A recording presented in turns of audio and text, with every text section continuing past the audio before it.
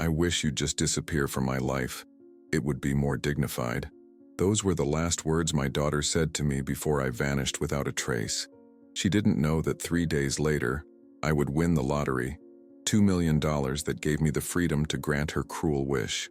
For 3 years, I lived as someone else, a stranger in a small Missouri town, until fate brought her to my doorstep, pregnant, desperate, and with no idea the kind stranger offering her shelter was the father she'd told to disappear.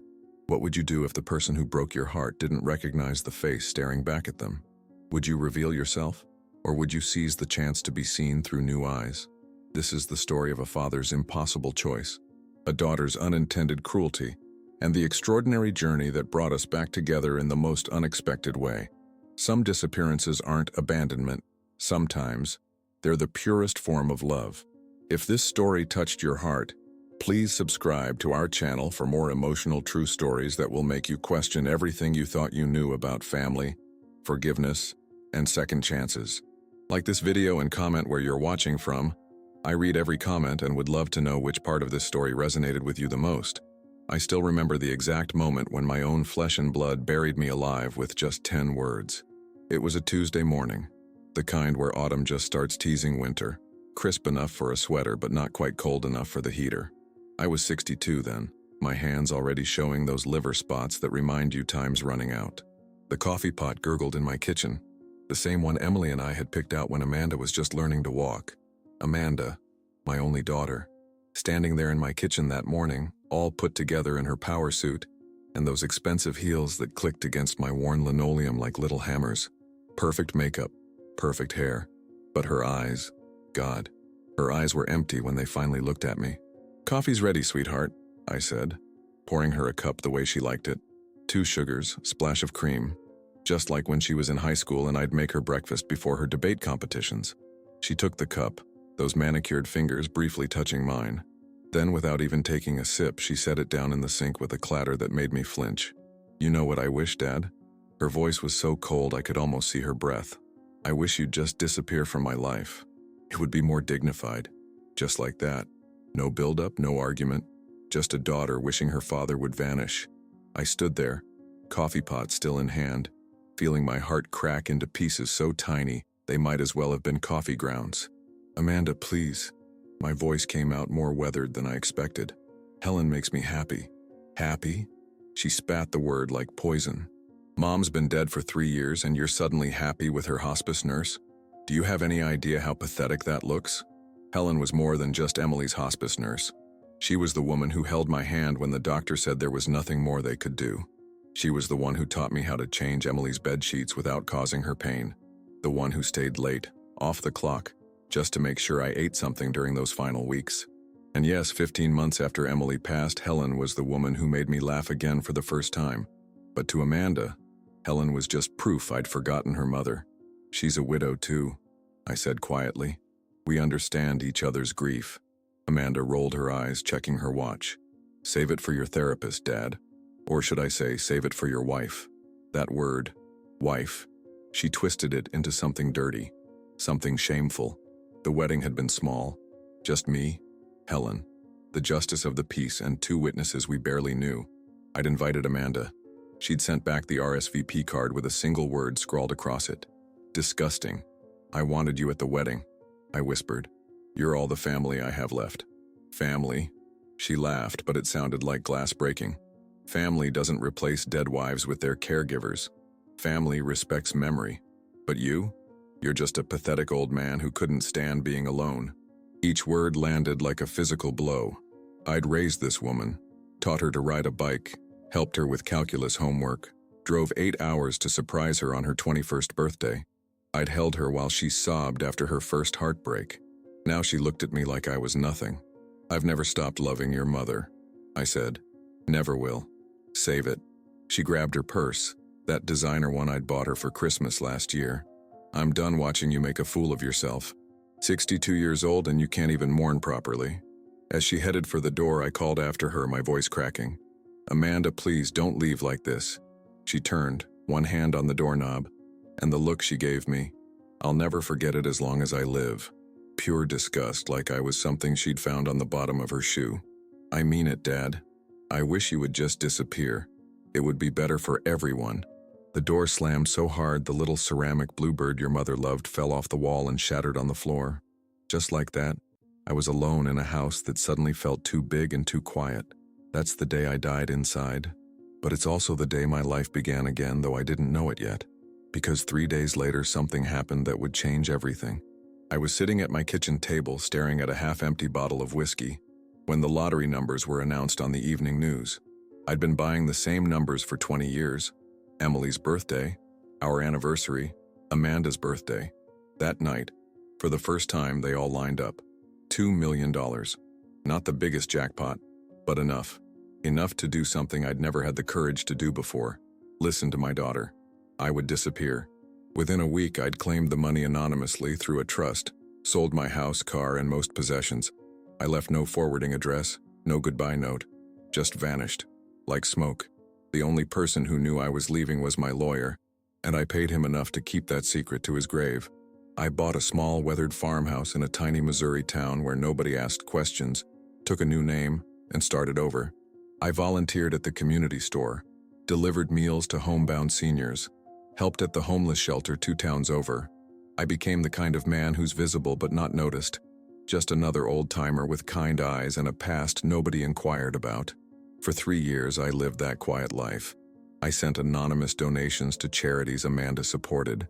I followed her career through social media, watching from a distance as she got promoted, bought a condo, started dating a man who looked important. Then yesterday, everything changed. I was closing up the community store when I heard a soft knock. Outside stood a young woman, obviously pregnant, shivering in the October chill. Her coat was stained, her suitcase had a broken handle, and her eyes, those eyes I would know anywhere, were rimmed with exhaustion and fear.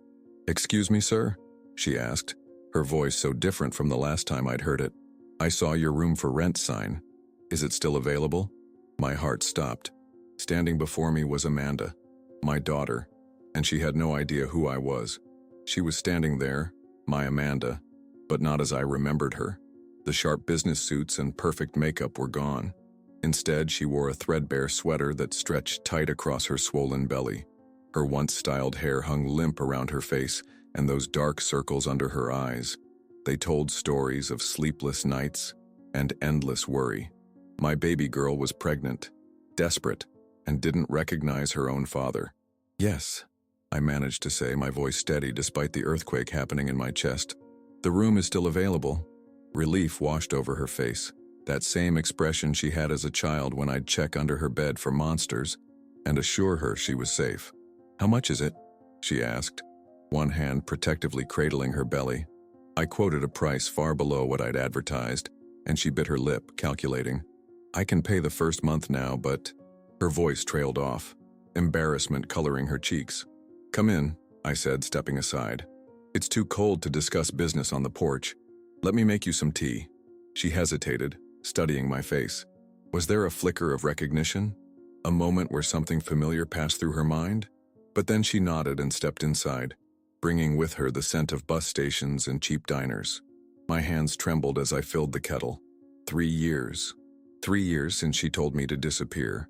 And now here she was in my kitchen again. Only this time I was a stranger to her, just an old man offering shelter.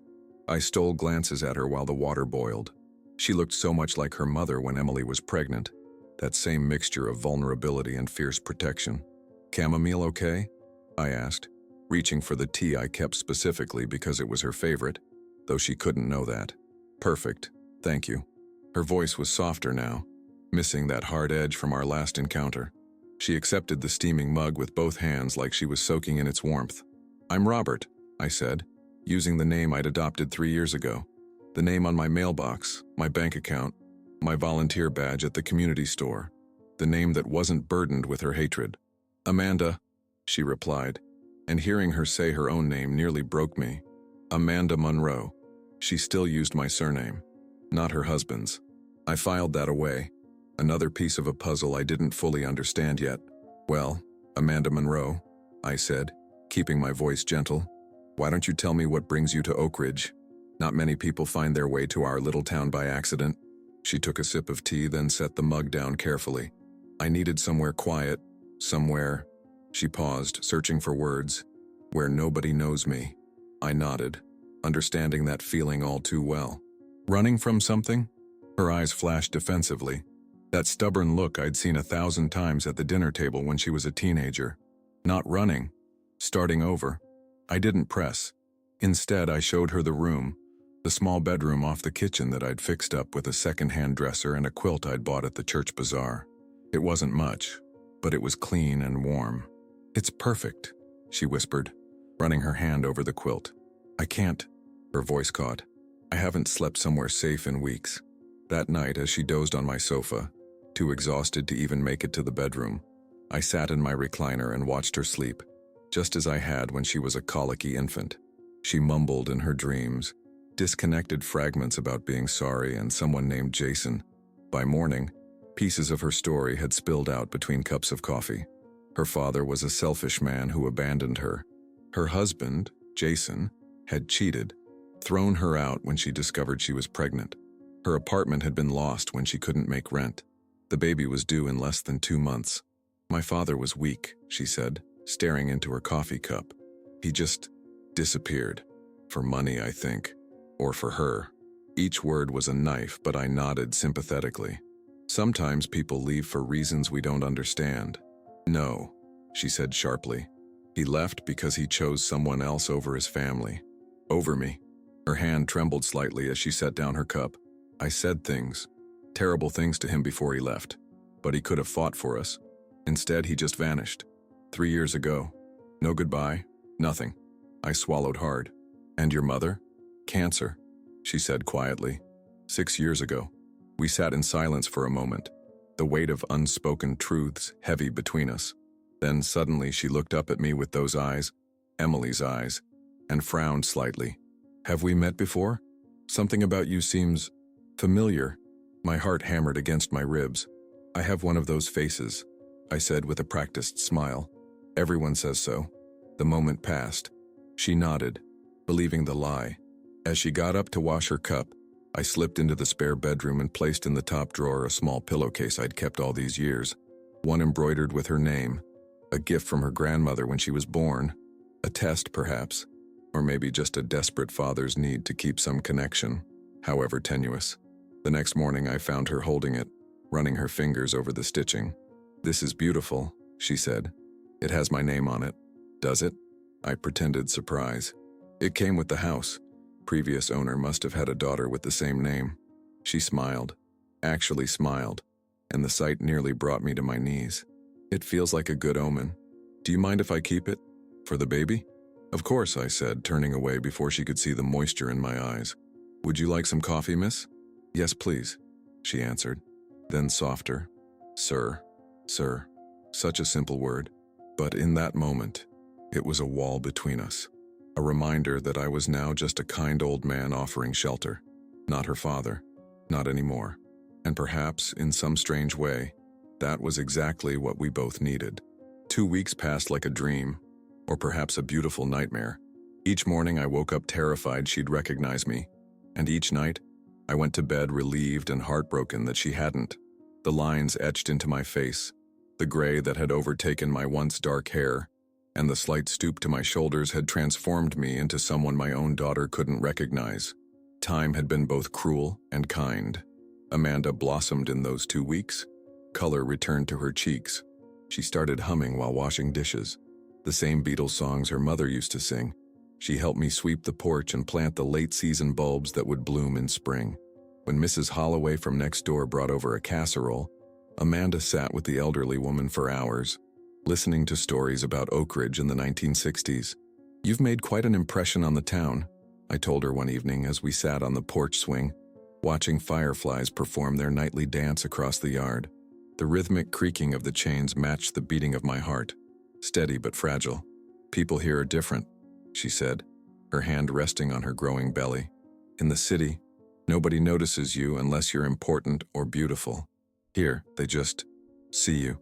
I nodded, risking a glance at her profile in the fading light. Is that why you left? Nobody saw you anymore? She was quiet for so long I thought she wouldn't answer. The crickets filled the silence with their evening chorus, a soundtrack to our unspoken truths. Jason, My husband. He saw me as an inconvenience, she finally said, her voice barely above a whisper. When I told him about the baby, he said I'd trapped him. Can you imagine? We'd been married 3 years. My hands tightened around the armrests, knuckles white with rage I couldn't express. This man had hurt my daughter, my grandchild, and I couldn't even claim the right to be angry as her father. Some men aren't worthy of the title father, I said carefully. She looked at me then, really looked, with an intensity that made me fear she'd finally recognized me. You remind me of someone, she said, tilting her head slightly. The way you phrase things sometimes. My pulse quickened. Oh? Who's that?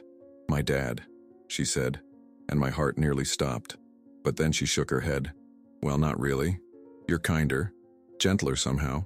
He was harder, always working, always worrying about money and status. Is that how she remembered me? A man obsessed with work and appearance? I wanted to protest, to remind her of the Saturday mornings I spent teaching her to fish at Willow Creek, of the school plays I never missed even when it meant driving straight from business trips, still in my suit. But Robert wouldn't know these things. Robert could only listen. Parents do their best, I offered. Sometimes their best isn't good enough. She nodded absently, her attention caught by something on the wall inside. That picture frame is crooked again, she noted, pointing to the simple wooden frame that hung near the entrance to the kitchen. I straightened it yesterday. The old house settled constantly, shifting and creaking with temperature changes. That particular frame never stayed straight, no matter how many times I adjusted it. Old houses have their quirks, I said with a shrug. Like old people. She laughed, a genuine laugh that transported me back to Sunday mornings making pancakes shaped like dinosaurs.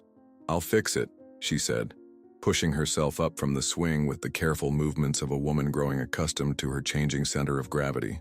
Inside, I watched from the doorway as she stood on tiptoe to adjust the frame. It was empty. I'd removed the photo of Helen and me months ago, afraid someone might recognize us.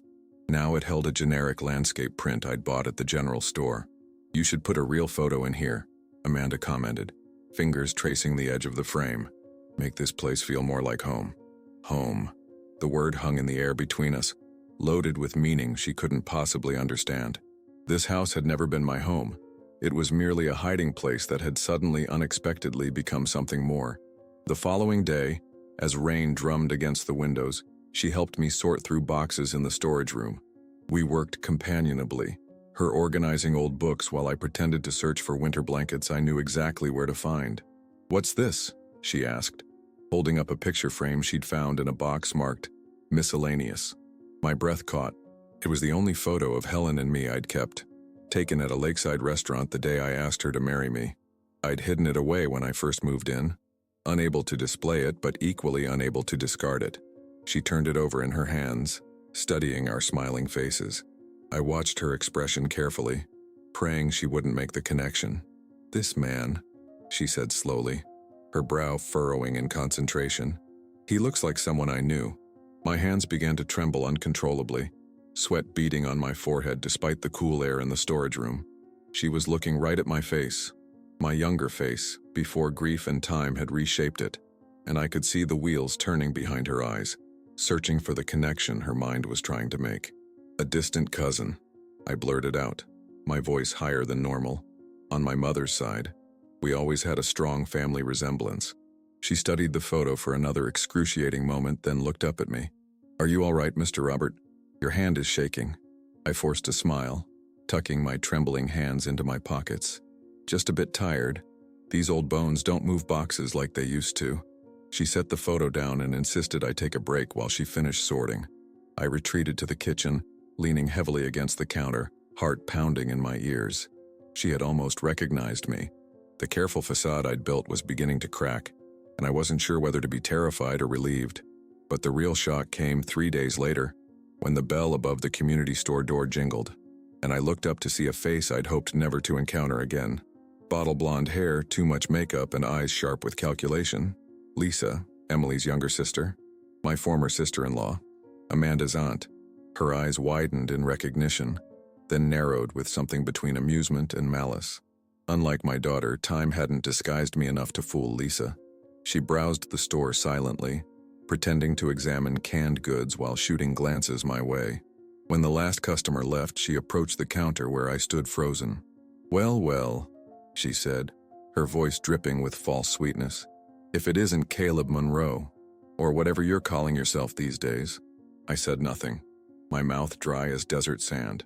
Lisa's gaze drifted to the back of the store, where Amanda was stocking shelves, unaware of the bomb about to detonate in our carefully constructed reality. "I see you found her," Lisa said, her voice low. "Or did she find you? She doesn't know, does she?" "Please," I whispered, the word barely audible. "She's been through enough." Lisa's perfectly painted lips curved into a smile that didn't reach her eyes. "She's been through enough? That's rich coming from you." She leaned closer. "You know what's funny? She still doesn't know any of it." She turned to leave, pausing at the door to call out loud enough for Amanda to hear. "Thanks for your help. I'll be back to drop off those donation items soon." As the door closed behind her, I caught a glimpse of her satisfied smirk. The secret was no longer safe.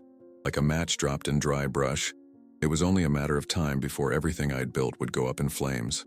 Sleep abandoned me after Lisa's appearance. Every creak in the old house startled me awake, my mind painting scenarios where she returned to shatter the fragile peace I'd found with my daughter. Each morning I'd study Amanda's face over breakfast, searching for signs that she'd figured it all out. Had Lisa contacted her already? Was she just pretending not to know? I began watching Amanda with the intensity of a man guarding his last breath, not from suspicion, but from fear.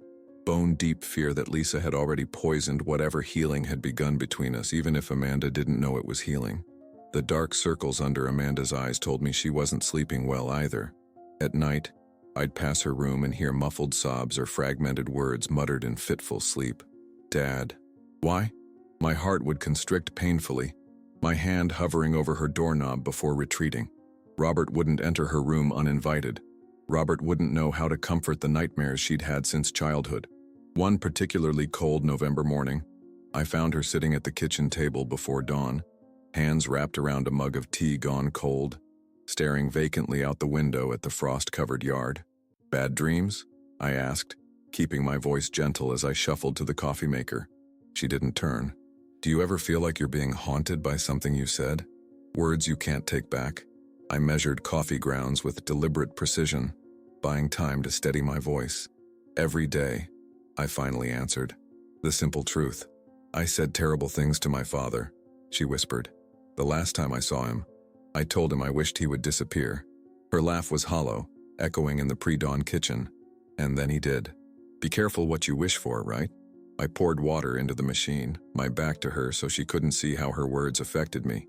"Maybe he thought he was giving you what you wanted." "What I wanted," she repeated slowly. "I wanted him to fight for me, to prove me wrong, not to just vanish." She rubbed her belly absently. "I've spent 3 years looking for him.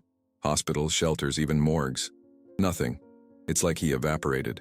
The coffee began to drip, filling the kitchen with its comforting aroma. I wanted desperately to tell her everything, that I never stopped loving her, that disappearing was the hardest and easiest thing I'd ever done, that I'd watched her life from afar through social media and newspaper clippings. Instead, I poured her a fresh cup of tea and set it before her.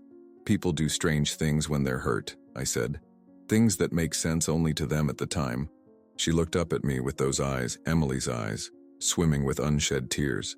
"But to leave without even saying goodbye?" "Maybe goodbye was too painful," I suggested, my voice rougher than I intended. "Maybe he thought you'd be better off without him." She shook her head. That wasn't his choice to make.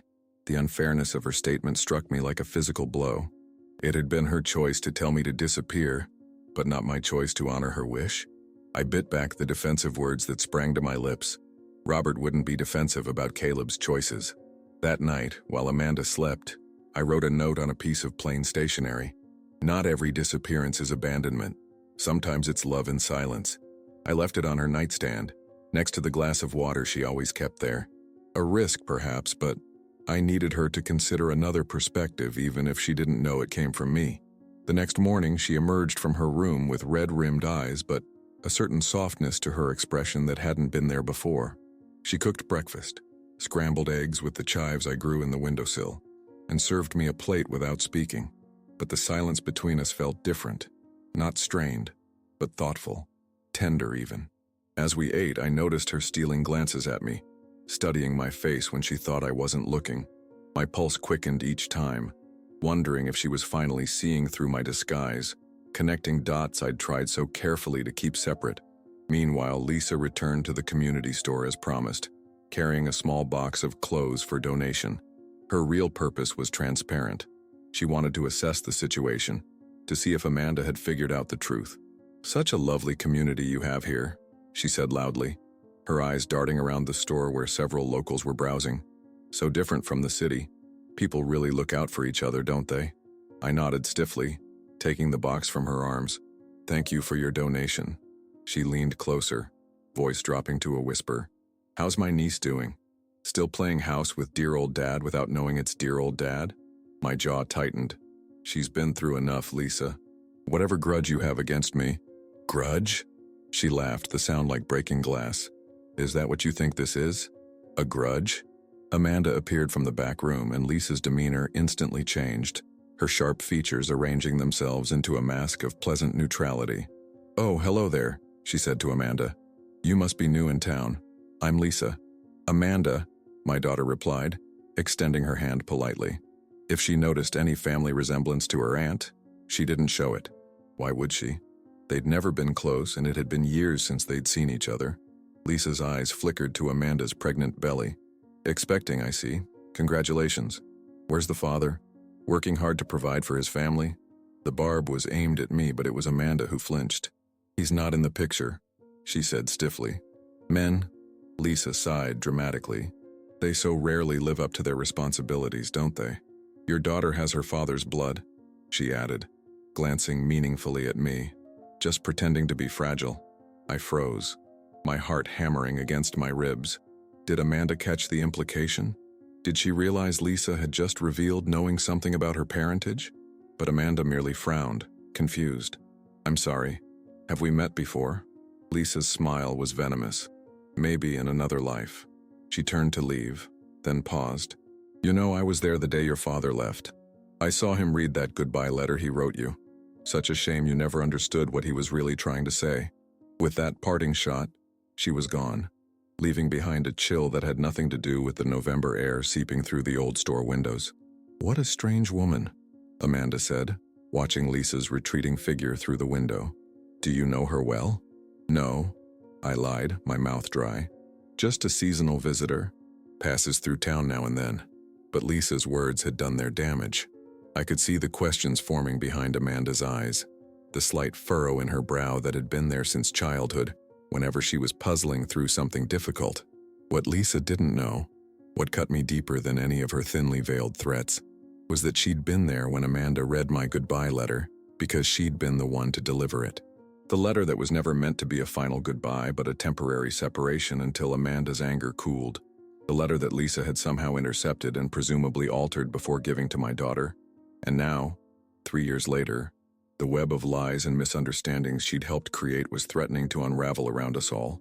That night, I listened to Amanda's restless movements through the thin wall separating our rooms. The floorboards creaked as she paced, her shadow passing back and forth under the door. At one point, I heard her whisper, "Dad, what were you trying to say?" I buried my face in my pillow to muffle the sound of my weeping. 3 days after Lisa's visit, I made a decision. Some risks are worth taking, especially when the truth is circling closer like a hawk over prey. I went to the garage, to the far corner where spiderwebs draped like curtains over stacked cardboard boxes. There, underneath an old tarp, sat a weathered trunk I'd brought with me from my old life, one of the few connections to Caleb Monroe that I'd allowed myself to keep. With trembling fingers, I unlocked it and lifted the creaking lid. The scent of cedar and old paper rose to meet me, along with memories I'd tried to bury. Emily's handkerchief, Amanda's college graduation program, and underneath these treasures, a wooden box containing old correspondence. Letters Emily and I had exchanged during our courtship, birthday cards from Amanda throughout the years, and at the very bottom, yellowed with age and smudged with fingerprints from countless readings, a carbon copy of the letter I'd written to Amanda before I disappeared. I carried the box into the house and deliberately placed it in the garage storage area where Amanda had been organizing things. A calculated risk. If she found it, Perhaps the truth could emerge gradually, on her terms. If not, I could retrieve it later. That afternoon, while Amanda napped, pregnancy fatigue having caught up with her, I sat on the porch swing, watching a pair of cardinals flit between bare branches. The female's drab coloring made her nearly invisible against the brown limbs, while the male's brilliant red plumage announced his presence boldly. I felt a kinship with the female cardinal, camouflaged and watchful, present but unseen. The creak of the screen door announced Amanda's presence. She carried a mug of tea in one hand and in the other the wooden box of correspondence. "I found this while organizing," she said, settling beside me on the swing. "I hope you don't mind that I looked inside. I thought it might be important papers you'd been searching for." My pulse raced. "Not at all," I managed to say. "Just old memories." She placed the box between us, her fingers lingering on its worn surface. "There's a letter in here," she said quietly. "The name on the envelope is smudged, unreadable, but it feels important somehow." I swallowed hard.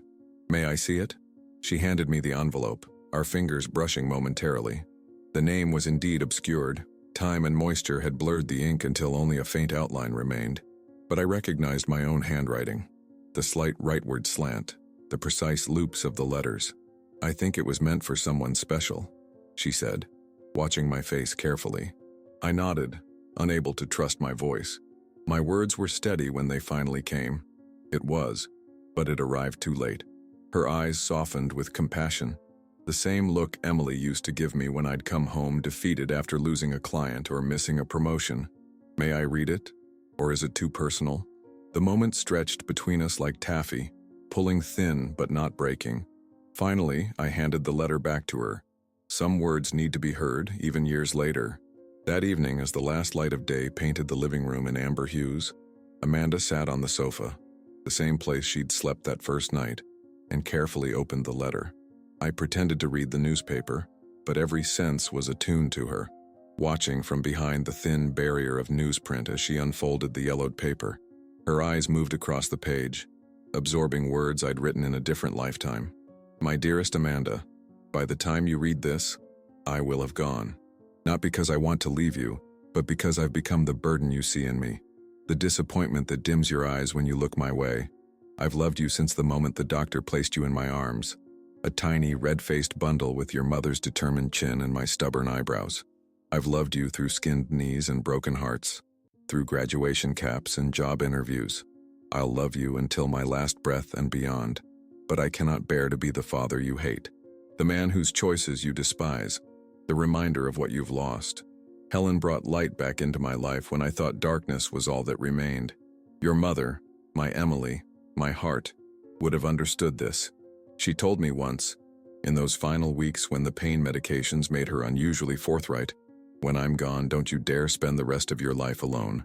That would be the real betrayal. I'm not leaving because I've chosen Helen over you. I'm leaving because you've asked me to, in words and in silence. Because sometimes loving someone means stepping aside when your presence causes them pain. I won't contact you again, but know this.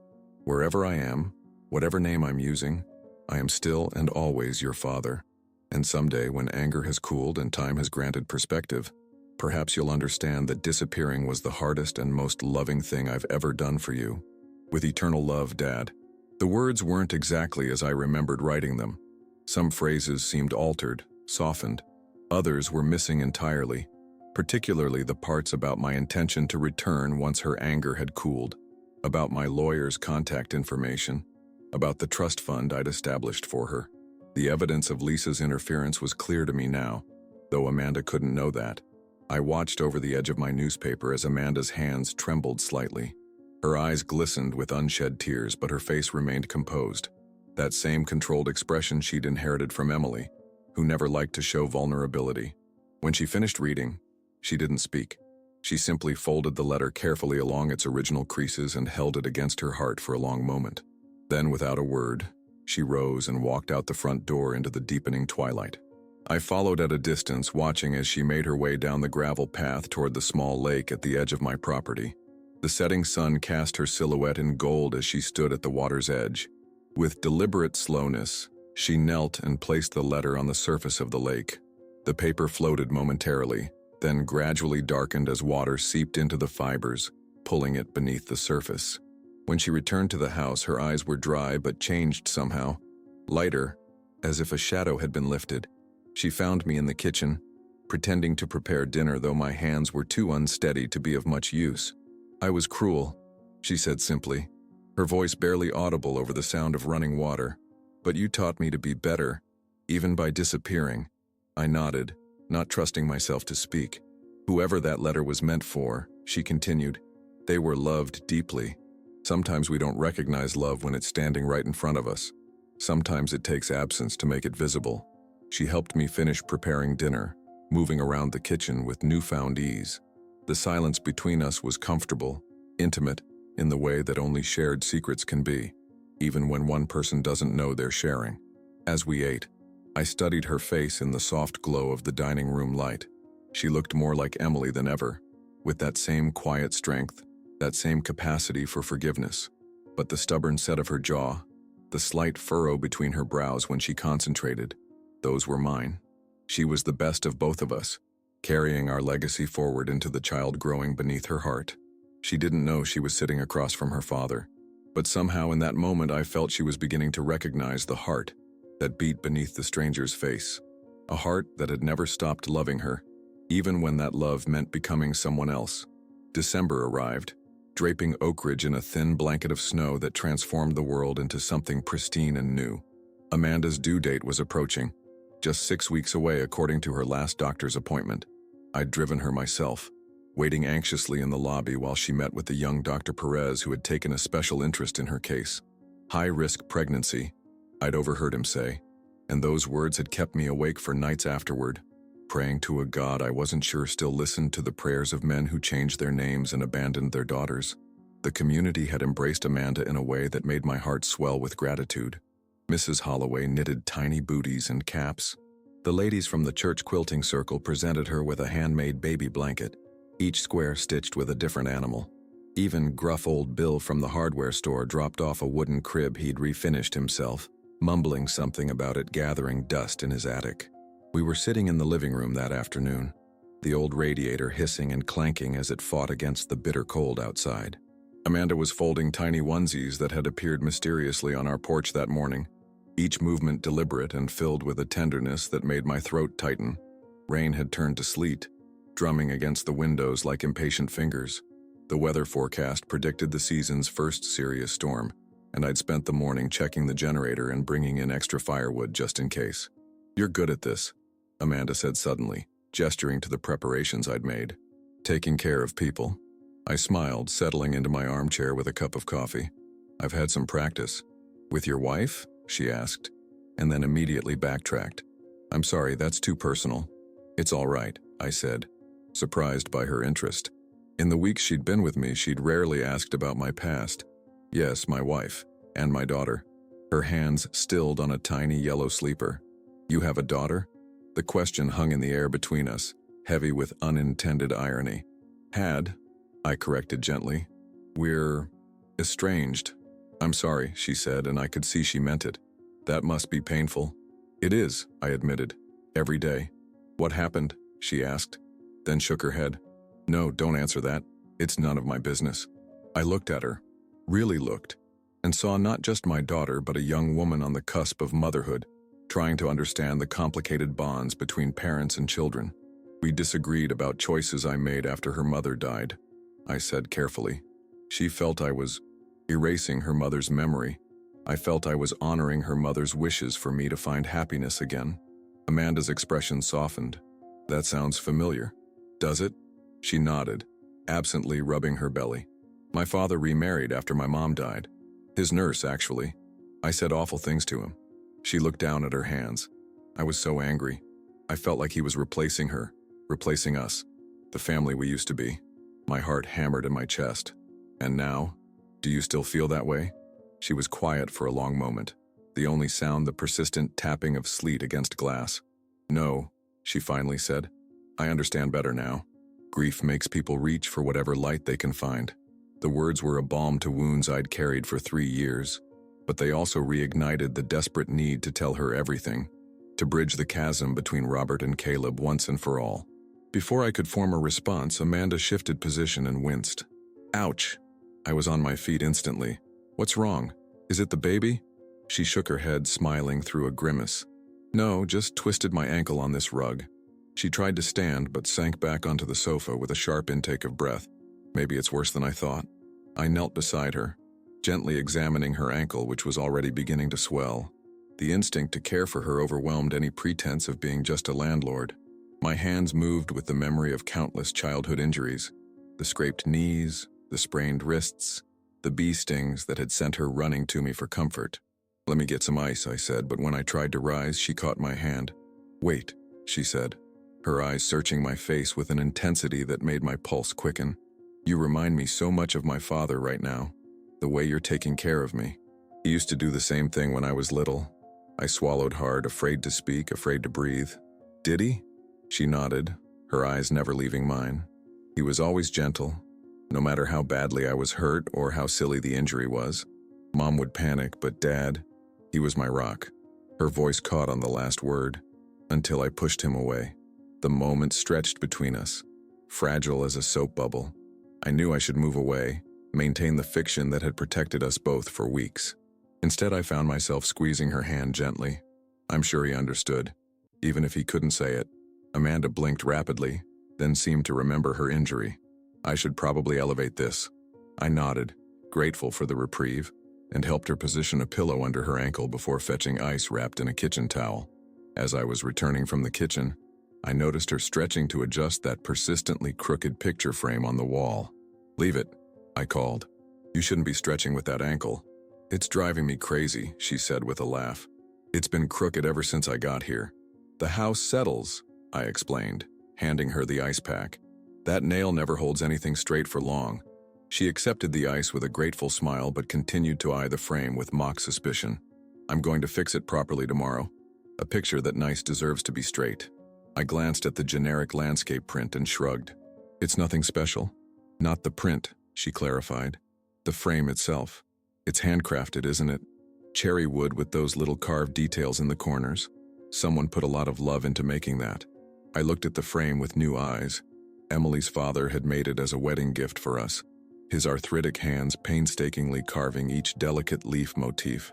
I'd kept it all these years, long after the original wedding photo had been removed and replaced with meaningless images. It was one of the few treasures from my past life that I couldn't bear to part with.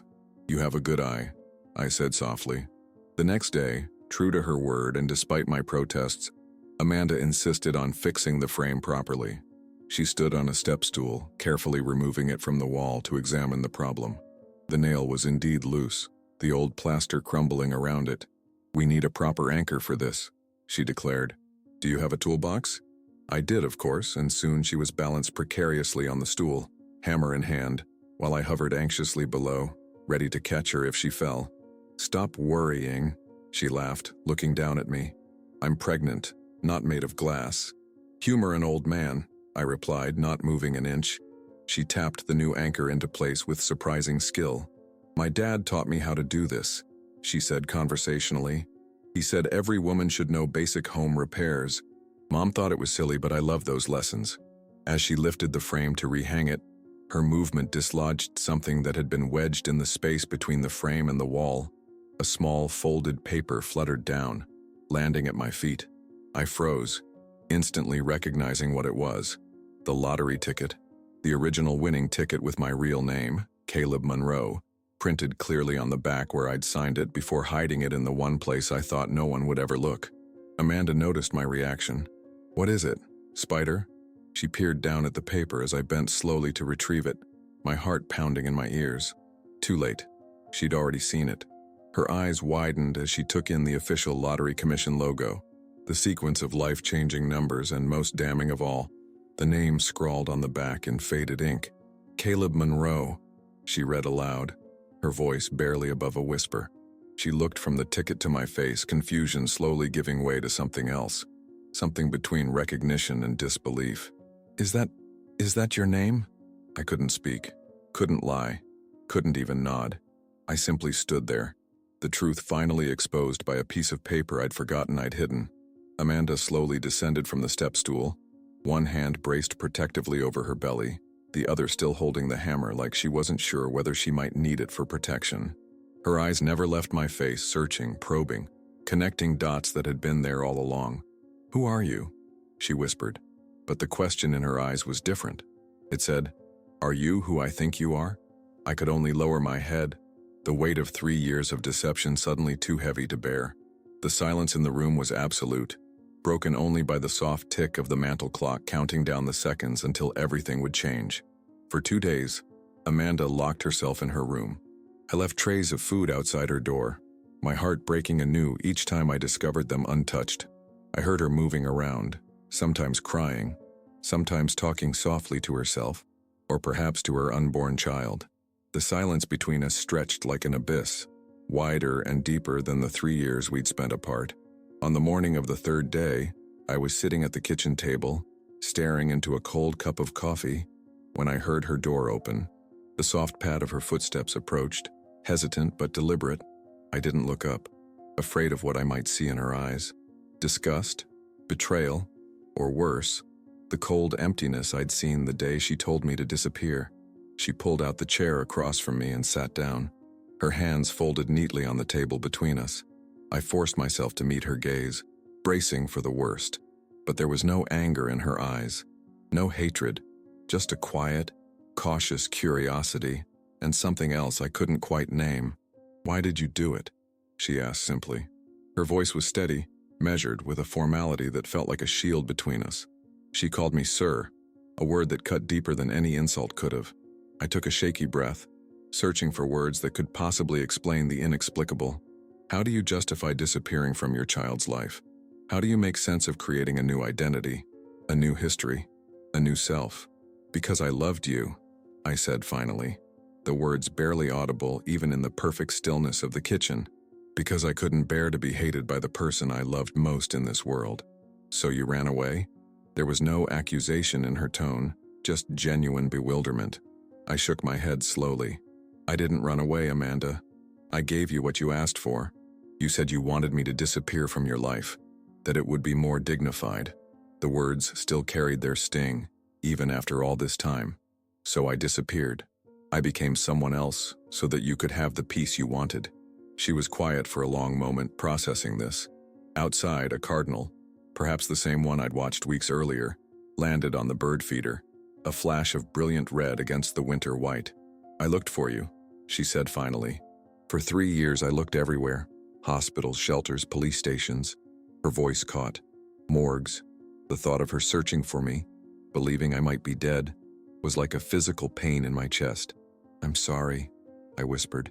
"I never meant to hurt you that way." "But you left no trace," she continued, her composure beginning to crack. "Not a phone number, not a forwarding address, nothing. You just evaporated. Do you have any idea what that did to me?" I had spent 3 years imagining exactly that, picturing her relief at my absence, her life improving without the burden of a father she despised. Never once had I allowed myself to consider that she might have regretted her words, that she might have searched for me. "The lottery ticket," she said, nodding toward the paper that still sat between us on the table. "That's how you did it? You won and just started over?" I nodded. $2 million, after taxes about $1.3 million, enough to disappear, to become Robert Jenkins instead of Caleb Monroe.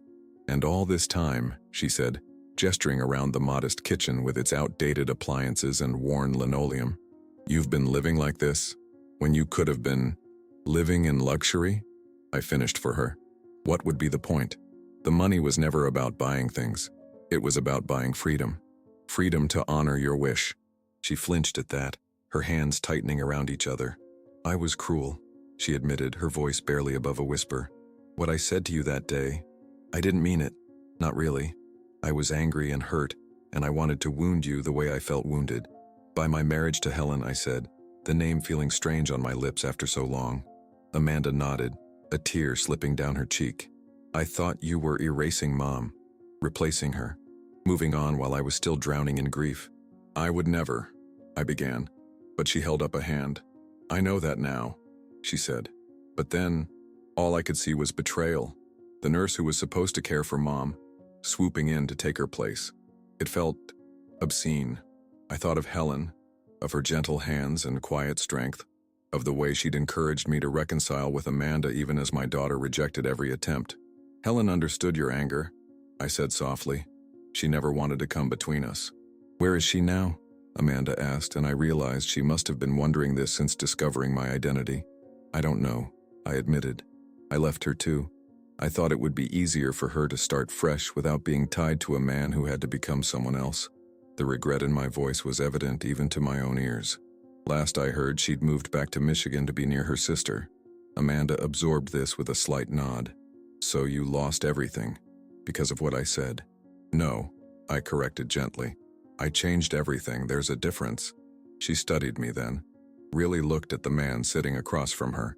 I could see her cataloging the changes, the deeper lines around my eyes, the silver that had overtaken my once dark hair, the slight stoop to my shoulders that hadn't been there 3 years ago.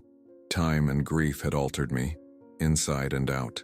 For 3 years, she said slowly, I hated you, or I tried to. I told myself you were selfish, cowardly, that you'd abandoned me for money or for her. She swallowed hard, but I hated myself more, for the things I said, for driving you away. You didn't drive me away, I said firmly. I made a choice.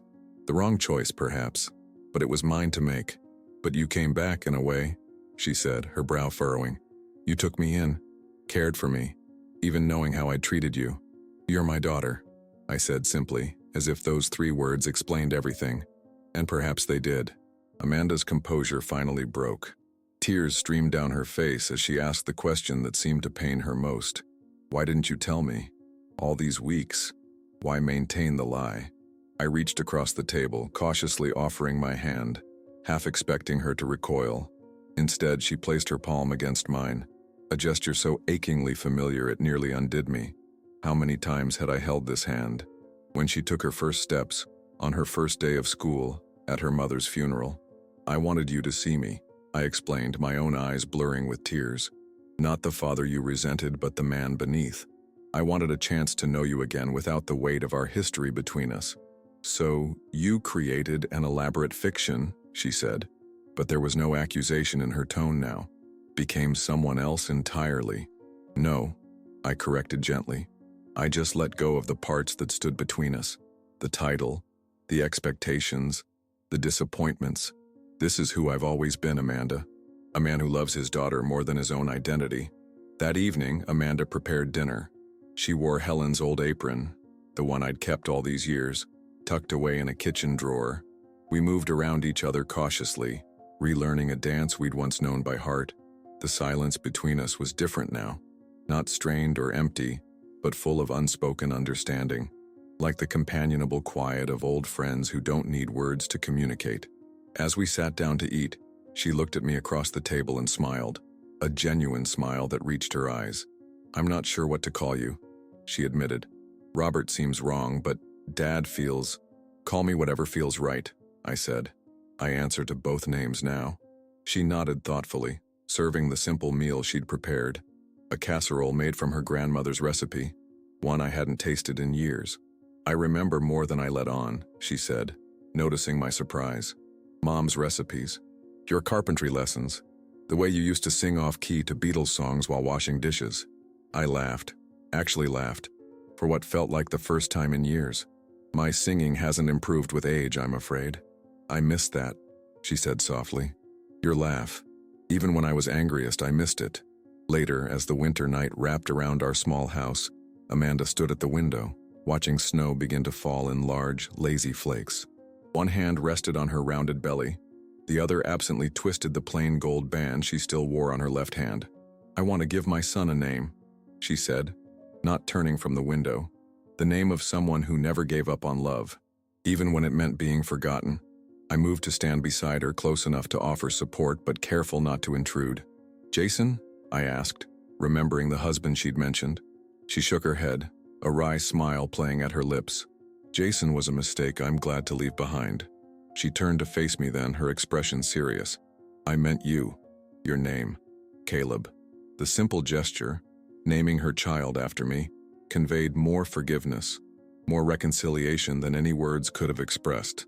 I couldn't speak, couldn't even nod past the lump in my throat. "Will you help me?" she asked, her voice small but determined. "Help me be better than I was to you?" In that moment, standing in the gentle glow of the living room lamp with snow falling silently outside, and my daughter looking at me with new eyes, I felt something I thought I'd lost forever. Hope. Not just for myself, but for both of us. For the family we might still become. Today marks 1 year since Amanda left with her new husband, a quiet, steady man named Michael, who looks at her like she hung the moon and stars. A good man. The kind of man who builds things with his hands and listens more than he speaks. They've settled in Colorado, where Michael's construction company is helping rebuild communities after the wildfires. A fresh start in a place where nobody knows their history. I sit on my porch swing, watching the summer sunset paint the sky in shades of amber and rose. The same swing where Amanda and I sat rebuilding our relationship piece by piece during those winter months after the truth came out. The same swing where she later introduced me to Michael, her eyes silently asking for my blessing, which I gave without hesitation. Little Caleb sleeps peacefully in the portable crib beside me, his tiny chest rising and falling with each breath. They left him with me for 3 months while they get settled in their new home. At 6 months old, he has Amanda's eyes and Emily's chin, and when he smiles, a gummy, whole-body affair. I see reflections of 3 generations. Sometimes when I hold him, I'm transported back to the hospital room where I first held Amanda. The overwhelming love, the terror, the sense that the universe had suddenly rearranged itself around this tiny being. History repeating itself in the most beautiful way. The wind chimes Emily loved, the ones I've carried from house to house like talismans, tinkle softly in the evening breeze. I like to think it's her way of saying she approves. Of Amanda's new start, of my reconciliation with our daughter, of the grandson named after me. Amanda calls every Sunday, sometimes more often. Our conversations flow easily now, the awkwardness of those first weeks after my identity was revealed long gone. We don't speak of the past often, not because it's too painful, but because we've made our peace with it. We focus instead on the present, Michael's work, the house they're renovating, little Caleb's latest milestone. Sometimes, though, she asks about those 3 years I spent as Robert Jenkins, about the life I built in her absence, about what it was like to remake myself from scratch at 62. "Were you lonely?" she asked once, her voice soft with concern. "Yes," I answered honestly, "but not empty." I never told Amanda about the money I still have, more than $1 million sitting untouched in investment accounts. Half I've earmarked for the local church that welcomed me without questions when I first arrived in town.